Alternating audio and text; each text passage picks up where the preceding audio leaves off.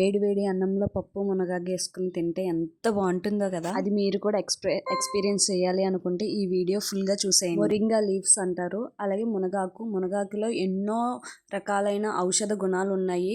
ఆయుర్వేదంలో కానీ డాక్టర్స్ కానీ డైలీ మునగాకు తినండి అని చెప్తారు. బ్లడ్ లాస్ అయిన వాళ్ళకి డైలీ మునగాకు పప్పు తింటే కొన్ని రోజులకి ఆటోమేటిక్గా బ్లడ్ ఇంక్రీజ్ అయిద్దంట. ఆ మునగాకు పప్పు ఎలా చేయాలో చూద్దాం.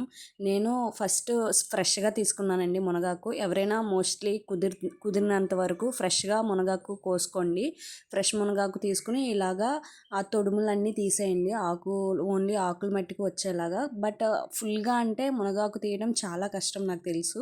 బట్ వీలైనంత వరకు తీసుకోండి. తరువాత దానికి మీకు ఎంత కావాలో అంత తీసుకుని దాన్ని నీట్గా కడిగి ఆరబెట్టుకోండి. నెక్స్ట్ వీడియోలో నేను మునగాకుతో ఎలా పౌడర్ చేయాలో చెప్తాను. అండ్ ఫస్ట్ నేనైతే కందిపప్పు 1 కప్పు తీసుకున్నానండి. కందిపప్పుని వేయించుకొని నెక్స్ట్ నేను ఇలా పప్పుని కడుగుతాను. కడిగి మనం పప్పు చేసుకోవచ్చు. అందులోకి నేను 2-3 పచ్చిమిర్చి తీసుకుని మనం తీసుకున్న మునగాకు మొత్తం అందులో వేసి కడిగింది వేసుకోవాలండి. కడిగి మంచిగా వేసుకోండి. మునగాకు తీసుకునేటప్పుడు కూడా చాలా జాగ్రత్తగా చూసుకోండి. కొన్ని పురుగులు ఉంటాయి కాబట్టి చూసుకుని వేసుకోండి. నేను 1 కప్పు మునగాకు 1 కప్పు కందిపప్పుకి 1.5 కప్పు మునగాకు వేసుకోండి. అలాగే తగినంత పచ్చిమిర్చి మీ కారానికి తగ్గట్టు వేసుకోండి. నేనైతే 3 వేసుకున్నాను. 1 కప్పుకి 3 కప్పుల నీళ్లు పోసుకుని కుక్కర్లో పెట్టేశానండి నేను. అండ్ మునగాకు తినడం వల్ల ఎన్నో హెల్త్ బెనిఫిట్స్ ఉన్నాయి. డైలీ మునగాకు తినండి. అండ్ నెక్స్ట్ వీడియోలో నేను మునగాకుతో కారప్పొడి ఎలా చేయాలో చెప్తాను.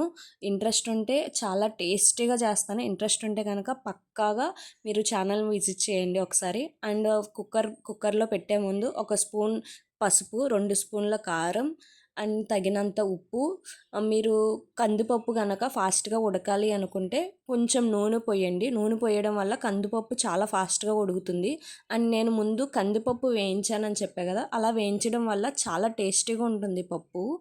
సో ఇప్పుడు నేను గ్యాస్ పెట్టేశానండి. కుక్కర్లో పెట్టాను. మెత్తగా కావాలి అనుకుంటే 3 విజిల్స్ వేయించండి. లేదు పర్వాలేదు అనుకుంటే 2 విజిల్స్ వేయించుకోండి.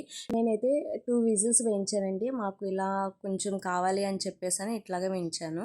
సో ఇలా వేయించుకున్న తర్వాత కొంచెం మెత్తగా చేసుకుని ఇప్పుడు దాన్ని మనం తాలింపు పెట్టుకోవాలండి. అలాగే మునగాకు తినడం వల్ల డైజెషన్ ప్రాబ్లం తగ్గుతాయి, ఇమ్యూనిటీ పవర్ పెరుగుతుంది, అలాగే ఎముకల బలాన్ని పెంచుతుందండి మునగాకు తినడం వల్ల. నెక్స్ట్ తాలింపు పెట్టుకోండి. ఆయిల్ వేసి మనకి కావాలంటే మీరు ఎవ్రీడే తాలింపుల్లో కొంచెం కరివేపాకుతో పాటు మునగాకు వేసుకుని తాలింపు పెట్టుకోవచ్చు. చాలా బాగుంటుంది అలా కూడా. నేనైతే ఎండుమిర్చి, జీలకర్ర, కొంచెం శనగపప్పు, అలాగే ఆవాలు, కొంచెం కరివేపాకు, మునగాకు వేసుకుని తాలింపు పెట్టుకున్నాను.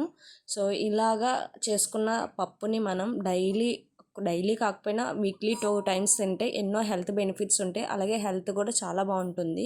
పప్పు డైరెక్ట్గా మనం ఇలా చేసుకుని నార్మల్ పప్పు చేసుకునే కంటే కూడా ఇలాగా మనం ఏదైనా ఒక ఆకుకూరతో చేసుకుంటే చాలా బాగుంటుంది. హెల్త్కి కూడా చాలా మంచిది. మునగాకులో యాంటీ ఆక్సిడెంట్స్ ఎక్కువ ఉండటం వల్ల మన సెల్స్ డ్యామేజ్ అవ్వకుండా ఉంటాయండి. అలాగే స్కిన్ కూడా చాలా బాగుంటుంది. చాలామంది పప్పులో చింతపండు వాడతారు. చింతపండు బదులు నిమ్మకాయ వాడండి, హెల్త్కి మంచిది. అండ్ నేను ఈ వీడియోలో చెప్పిన టిప్స్ కానీ హెల్త్ బెనిఫిట్స్ కానీ మీకు నచ్చినట్లయితే వీడియో లైక్ చేయండి, ఛానల్ని సబ్స్క్రైబ్ చేయండి. Thank you for watching. Next వీడియోలో మునగాకుతో